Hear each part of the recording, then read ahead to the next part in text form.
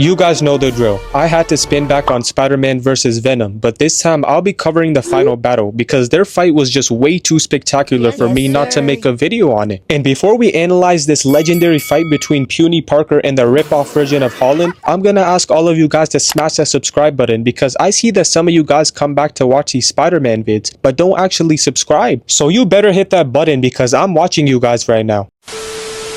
So after Venom pulled up to the Daily Bugle to reveal Spider-Man's real identity of him being Peter Parker under that mask, literally everyone in New York City was interrogating him, asking if this was actually true. But even though Peter denied those allegations, this man J. Jonah Jameson really said, "Nah, I'ma do my own thing." Like, despite the fact that most of Peter's friends and family members said that him being Spider-Man was completely cap, this man Jonah took off his ears and straight up ran off with what Venom told him. But honestly, I'm not even surprised because once you're a hater, you're always a hater. Like, we really had a 40-year-old man and a symbiote consuming freak trying to ruin a 16-year-old's reputation. Nah, cause getting your own son to take down Spider-Man is crazy work. They really had this man inside of a spacesuit trying to fight Peter Parker. And also, what kind of whack-ass name is Colonel Jupiter? Like, they really be letting anyone hop inside of a suit and run the ones with Spider-Man. And the hatred is actually running deep because Flash was out here framing Spider-Man by transforming into the black suit, making everyone think that Peter Parker was actually the one causing all these crimes. Like, my guy Peter was having a whole identity crisis. It was really him against the entire world. Like, me personally, if I was Spider-Man, I would have just accepted my fate and gave up right then and there. So we transition back to the high school where Flash is getting questioned by one of his friends, and he starts talking about, "Can you tell me why Peter Parker was dressed up as Spider-Man on Halloween? Anyone can suit up and pretend to be Spider-Man. Don't you remember? We had a whole dinosaur in the Spider Society." And I want all of you guys to think to yourself for a second, what would any egotistical high school football player want to do that makes them look cooler? Yep, that's right, put themselves inside of a Spider-Man suit. Like, nah, this man Flash really thinks he's him. You are not Spider-Man. How are you gonna try and steal Peter Parker's drip, but you bought that suit straight off of Temu? So these crooks pull up on Temu Spider-Man thinking he's about to be a free lick, free eats, free collectibles, cause they're like, wait, hold on, he's on crutches right now, which probably means he's injured. You don't find that suspicious? But they should have already knew this was a trap. Like, look at the smirk on this man's face. This was gonna be the best day of his entire life, cause he was really about to run Spider-Man's pockets and get put on the news in the same day. There's not much better you could ask for. And then Flash proceeds to get folded onto the ground like an omelet by getting his own crutches used against him. And then right as he's about to put Flash to sleep, like me after listening to a DDG song, the real Spider-Man finally shows up and webs the crutch out of his hands. And then bro finally realizes that this is all fake. He got tricked into pulling up on the wrong person cause he starts hitting the Uncle Ruckus.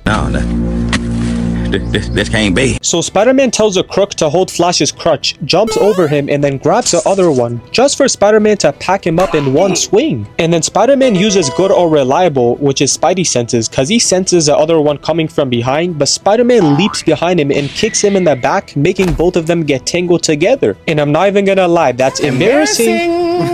Like, if you get cooked this badly and there's like 10 cameras on you at one time, there's only one option. You have to pack your bags and move to a whole different state. And we get the most unexpected pull-up because as Spider-Man is talking to the news reporter, this man Venom comes in out of nowhere and kicks the crap out of Spider-Man, sending him crashing into a car. And oh nah, look at Venom's face. This man has never been more jolly in his entire life. I know he was dreaming all night of ruining Peter Parker's entire career. Like, this man Eddie Brock is a generational hater. I aspire to be like him. I need to start hating more and being less positive. Some of you guys need to suffer. I'm gonna be on my villain arc talking about, This world shall know pain. So Venom fires a couple of webs at Spider-Man and he tells him that he's gonna unmask him and reveal his true identity. But not only that, he's also gonna make him drink the gene cleanser so that all of Peter's supernatural abilities are gone, reduced to atoms. Like, even Spider-Man was flabbergasted when he heard Venom talking about how he was gonna make him powerless so that he's unable to defend the people that he loves the most. Like, what has Peter done to deserve this type of treatment? There's no way Eddie Brock dislikes him that much. And before we get into the real action, if you guys can hit that subscribe button real quick, that'll definitely help out a lot.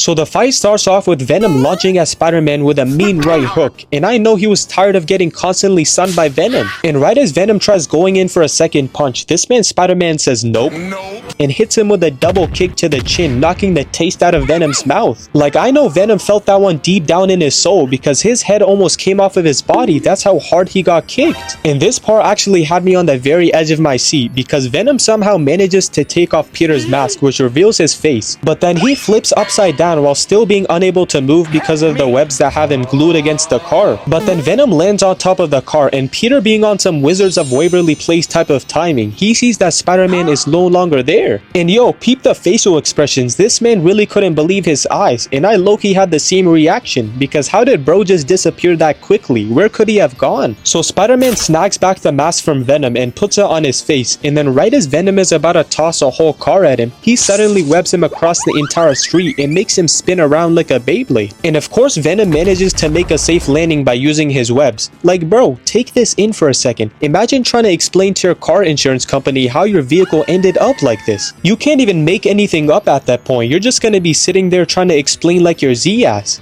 What do you say, Z? Because I don't know.